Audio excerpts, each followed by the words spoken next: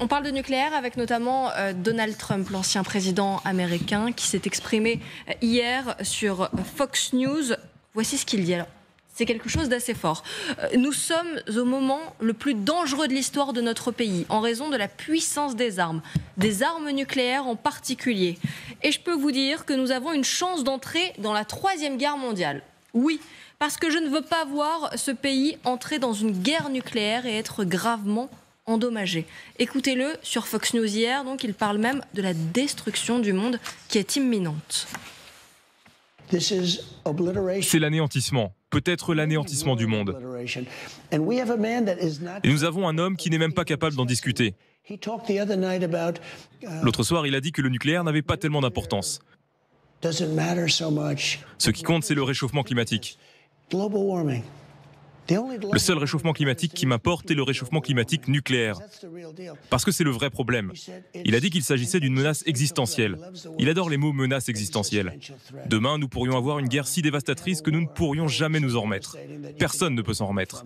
Le monde entier ne pourra pas s'en remettre. Il n'a pas eu le temps d'aller faire ça. Je ne l'ai pas entendu là, il a dit, moi mon problème c'est pas le réchauffement climatique, c'est le réchauffement nucléaire. Oui, c'est ça. On l'a entendu le dire là. Le réchauffement climatique nucléaire, c'est justement ce que vous redoutiez, Général Norlin?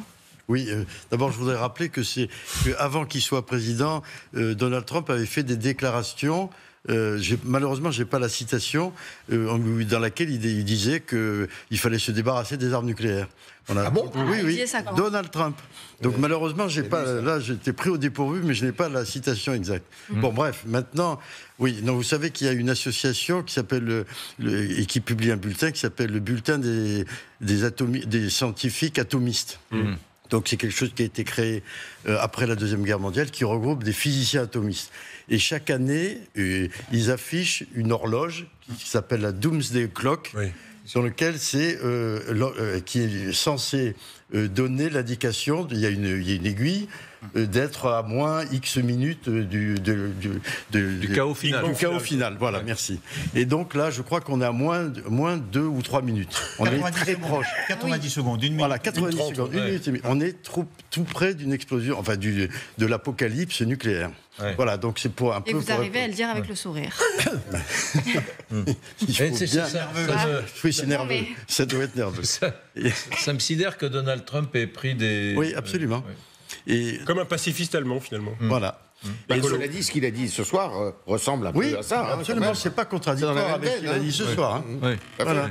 Donc moi, je considère qu'effectivement, il y a un risque. Alors, bien sûr, c'est pas un risque, je ne dis pas que c'est inévitable, mais qu'il y a un risque sérieux d'escalade nucléaire. C'est-à-dire que, il se pourrait très bien que le scénario est classique, que Poutine dise, pour une raison ou pour une autre, qu'il va lancer une bombe nucléaire dite tactique. Alors, on peut revenir sur ce que c'est que le tactique, parce que ça, c'est des discussions à n'en plus finir.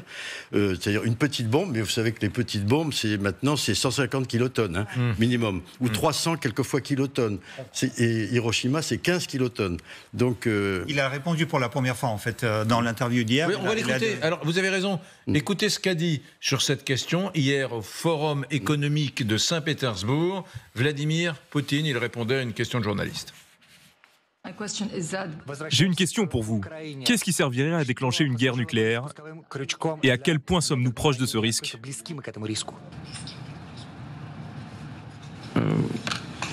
Vous savez, ils essayent toujours de nous accuser que nous brandissons une sorte de bâton nucléaire.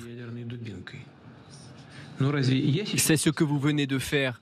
Vous m'interrogez sur le sujet et ensuite vous m'accusez d'agiter la menace nucléaire. Vous savez, c'est un sujet très sérieux. Les États-Unis est le seul pays à avoir utilisé des armes nucléaires. C'était lors de la Seconde Guerre mondiale, à Hiroshima et à Nagasaki. C'est une bombe de 20 kilotonnes. Nos armes nucléaires tactiques font 70 à 75 kilotonnes. Nous ne souhaitons pas l'utiliser, mais juste à créer une menace. Pour une raison ou une autre, les Occidentaux pensent que la Russie ne l'utilisera jamais. Nous avons notre doctrine nucléaire. Regardez ce qui est écrit.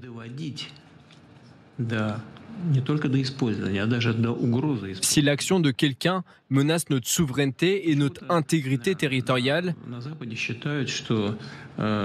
nous considérons qu'il est possible d'utiliser tous les moyens à notre disposition.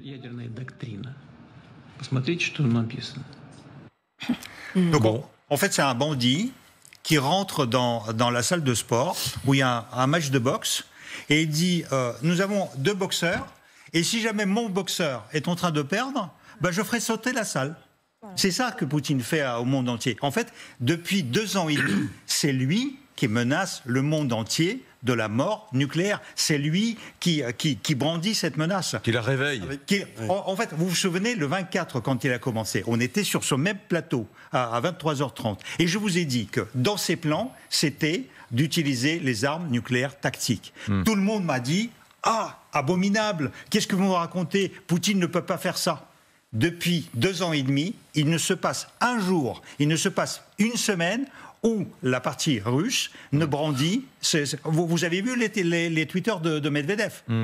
Aujourd'hui, il y a une organisation qui a demandé à la Cour pénale internationale en fait, d'émettre un mandat d'arrêt contre Medvedev, justement pour ses tweets, parce que, en fait, dans le traité de 1968 de non-prolifération des armes nucléaires, il est marqué qu'aucun pays nucléaire ne peut pas menacer aucun pays non nucléaire. La Russie le fait depuis 2 ans et demi. La Russie, Poutine a trahi la signature de la Russie dans le protocole de Budapest. Ça ne vous étonne pas? C'est un hors-la-loi. Oui. Alors, avec Général Norlin. Alors, j'ajouterais à ce que vous dites que c'est un bandit. Moi, je dirais en plus, c'est un joueur de poker. C'est-à-dire, c'est un joueur de poker, parce que depuis le début, il brandit la menace, il fait du chantage nucléaire, mais avec la particularité suivante, c'est qu'il connaît notre jeu, le jeu de l'adversaire. C'est-à-dire qu'il sait qu'on a peur du nucléaire. Bien sûr, évidemment, c'était la perspective d'une escalade nucléaire, c'est évident, pour nous, c'est quelque chose de dramatique. Donc il sait qu'on a peur et il joue sur cette peur en permanence. Donc c'est le joueur de poker qui connaît votre jeu. Donc forcément, à la limite, à la fin, il est gagnant dans cette espèce de... Sauf si on résiste et si à ce moment-là, on dit, il ne faut pas céder au chantage. La leçon qu'on doit tirer de ça, c'est qu'on ne doit pas céder au chantage. Il y a autre chose qui est assez inquiétant avec Poutine, c'est que... Beaucoup de choses. Oui, il y a pas mal de choses. Il a accoutumé la société russe à l'idée d'utiliser le nucléaire, et nos journalistes qui sont sur place, nos envoyés spéciaux, nos correspondants, nous disent souvent que l'homme de la rue dit les Ukrainiens, il faudrait régler le problème, leur mettre une bonne bombe nucléaire. Je peux vous dire que quant aux Occidentaux qui nous menacent, parce que bien évidemment on passe leur temps à expliquer que nous sommes des nazis, donc quant aux Occidentaux, il faudrait également leur mettre 1 ou 2 bombes nucléaires. Ils comprendraient qu'il faut arrêter d'envoyer des armes aux Ukrainiens qui nous tirent dessus. Vous savez qu'il y a un article qui vient de sortir de la revue Psychologie, qui a été écrit par un psychanalyste et qui qualifie justement cet argument poutinien de suicide nucléaire altruiste. C'est-à-dire qu'on va tous mourir, mais c'est pour votre bien. En gros, donc ça veut dire que la vie n'a pas du tout la même valeur pour Poutine, bien entendu, que pour nous. Et d'ailleurs, il y avait cette question qui se posait sur l'utilisation de nucléaire tactique lors de repli des forces russes à Kherson. Et ça, c'était quelque chose qui était relaté par les services américains et que c'était quelque chose que, quand même, était considéré par Poutine parce que, je vous rappelle qu'à Kherson, c'était un flagrant échec pour l'armée russe qui se repliait de la ville sur l'autre bord de la rivière. Effectivement, ça marque une des défaites les plus flagrantes de l'armée russe en Ukraine. Oui. Mais en même temps, il y a une forme d'ambiguïté stratégique qui joue avec une certaine habileté là-dedans. Voilà. Il joue de son... Voilà. Donc, en plus, il parle de l'intégrité territoriale. Alors, on l'a déjà dit sur ce plateau, mais c'est quoi l'intégrité territoriale aujourd'hui de la Russie? Et puisque dans la constitution russe, il y a il y a les provinces de Louhansk, les oblasts de Louhansk, Donetsk, Kherson, Crimée, etc. Donc c'est si on attaque la Crimée que c'est l'intégrité russe ou bien c'est le territoire internationalement reconnu. On ne le sait pas. Donc là, il joue véritablement la même ambiguïté que le président de la République joue lui-même de son côté. Et donc, voyons, on en parle pendant 10 minutes sur le plateau, ça veut dire que c'est un peu pâteux, on ne sait pas très bien ce qu'il veut, et c'est sans doute cela qu'il veut, lui. Oui, mais c'est... Je peux Renaud Pardon. Il a peur de vous. Il a peur de vous. Non, mais je suis discipliné toujours, moi, vous me connaissez. Allez-y, Renaud. Allez-y. La menace nucléaire, de toute façon, elle est là, et effectivement, depuis 2 ans et demi, on pensait que c'était du bluff. On a eu des informations très précises, il y a quelques semaines, indiquant qu'il y a un an et demi, je crois, les Américains ont vraiment cru que Poutine allait le faire. Donc déjà, ça nous remet un peu d'équerre sur la gravité de cette guerre. Ils auraient pu le faire. Il faut arrêter de dire c'est du bluff, c'est du bluff, c'est du bluff. Mais ils ne l'ont pas fait. Ils l'ont pas fait. Oui, mais pourquoi n'ont-ils pas fait? Mais Nicolas, pourquoi n'ont-ils pas fait apparemment?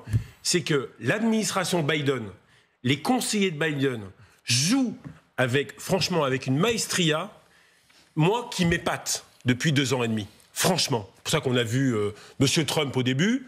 J'espère qu'en novembre, il n'y aura pas forcément cette tête qui s'affiche. Parce que je doute que les conseillers de Trump soient aussi fine-tuning, comme on dit, c'est-à-dire aussi à jauger exactement, jour après jour, ce qu'il faut faire. En gros, les Américains et les Russes sont en train de se jauger, de s'adapter, de bluffer, comme vous l'avez dit, c'est un genre de poker en permanence. Et à partir du moment où vous avez effectivement quelqu'un qui peut le faire, lui ou ses proches, eh bien... L'objectif, c'est quoi? C'est de continuer la guerre, essayer de les user, essayer de faire que les sanctions marchent en 2025-2026 et dire à Poutine, tu veux y arriver? Mon vieux, ta guerre, elle va être très longue. Très longue. Ton économie, elle va souffrir. Tu vas avoir énormément de pertes parce que nous, certes... Et alors? Certes, oui, c'est ce qui est en train de se passer.